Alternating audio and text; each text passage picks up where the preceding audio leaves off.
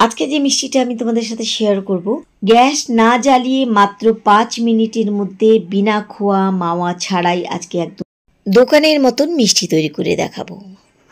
মাত্র 5 মিনিটে এই মিষ্টিটা তৈরি করে তুমি যাকেই খাওয়াবে সে ধরতেই পারবে না যে এটা দোকান থেকে আনা না, আর তাও অবাক করা যে এটার জন্য কোনো রকম আমাদের গ্যাস জ্বালাতে হবে না। একদম সফট নরম তুলতুলে, মুখে দিলে খুলে যাবে এমন একটা মিষ্টি রেসিপি। খুব সহজে যখন খুশি এটা বানিয়ে নিতে পারবে। বাড়িতে এই মিষ্টিটা বানিয়ে তুমি সবাইকে অবাক করে দিতে পারবে, কারণ গ্যাস না জ্বালিয়ে এমন একটা মিষ্টি রেসিপি অনেকে কিন্তু বিশ্বাস করতে চাইবে না। এই মিষ্টি যারা যারাই খাবে তারাই কিন্তু অবাক হয়ে যাবে যে কিভাবে তুমি এই মিষ্টিটা বানিয়েছো। শুধু দেখতে সুন্দর না, খেতেও দুর্দান্ত হয়। তো চলো দেখে নেওয়া যাক আমার আজকের রেসিপি। প্রথমে একটা বাটির মধ্যে আমি নিয়ে নিচ্ছি 1 কাপ মিল্ক পাউডার বা গুঁড়ো দুধ, যে কোনো ব্র্যান্ডের মিল্ক পাউডার তোমরা এখানে নিতে পারো। সাথে নিয়ে নিচ্ছি 1 কাপ ডেজিকেটেড কোকোনাট বা শুকনো নারকেলের গুঁড়ো। যে কোনো ছোট বড় মুদির দোকানে কিন্তু তোমরা এই নারকেলের গুঁড়োটা এখন পেয়ে যাবে। আর নিয়ে নিচ্ছি 1/2 কাপ গুঁড়ো চিনি, মানে চিনি আমি 1/2 কাপ মিক্সার জারে ভালোভাবে গুঁড়ো করে নিয়েছি। সাথে দিচ্ছি 1 চামচ ঘি। এই হলো আমাদের উপকরণ। খুব ভালোভাবে এবার ঘিয়ের সাথে নারকেলের গুঁড়ো আর গুঁড়ো দুধ খুব ভালোভাবে প্রথমে মিশিয়ে নিতে হবে। মেশানোটা যেন ঘিয়ের সাথে ভালোভাবে হয়। ভালোভাবে মেশানো হয়ে গেলে এবার আমি এখানে নিয়ে নিচ্ছি লিকুইড মিল্ক। এটা কিন্তু কোনো গরম দুধ না, ঠান্ডা দুধ। আর এই দুধ নিয়েছি আমি দেখো 1/2 কাপেরও কম।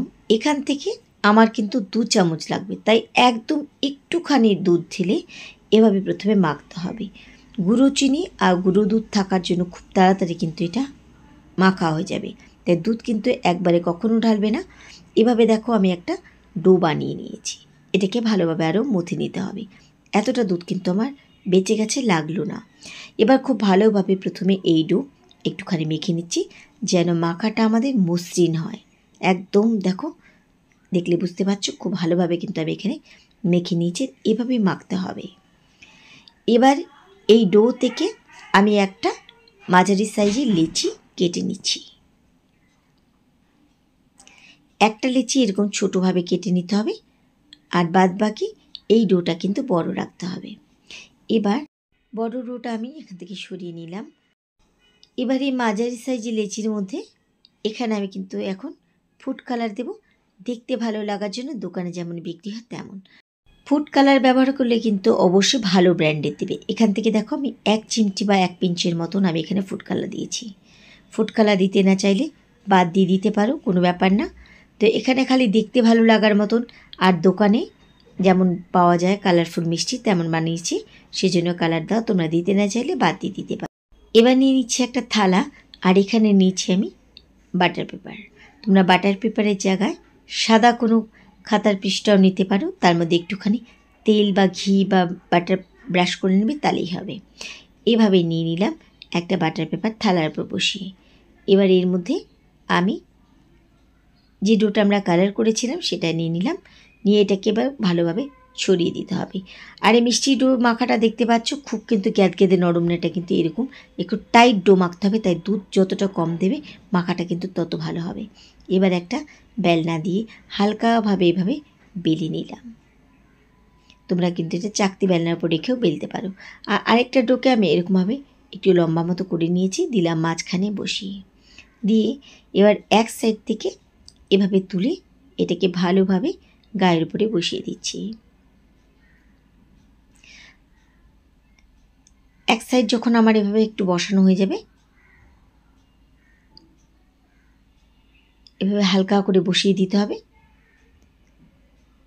যে জায়গাগুলোতে মনে হচ্ছে একটু কম, তুমি কিন্তু পরে এটাকে ছিঁড়ে ছিঁড়ে ওই জায়গাগুলোকে কিন্তু মেকআপ করে নিতে পারবে। আর এক সাইড এভাবে তুলে এভাবে বসিয়ে দিচ্ছি ভালোভাবে। এবার আমরা একটা এখানে রোল বানিয়ে নিচ্ছি।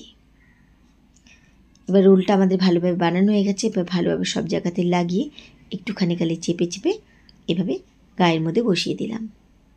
তো এখানে আমার দেখো কি সুন্দর লম্বা একটা রোল তৈরি হয়ে গেল।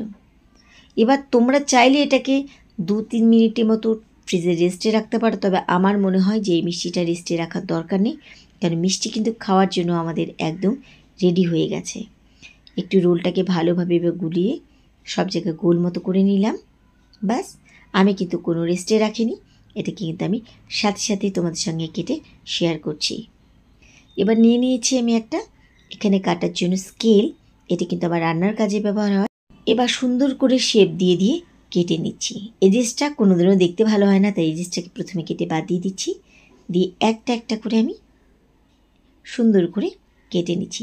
তোমরা মোটা কতটা রাখতে চাইছো কি পাতলা করতে চাইছো এটা কিন্তু পুরোপুরি তোমাদের পছন্দ। এভাবে আমি একটা একটা করে পিস বের করে নিচ্ছি।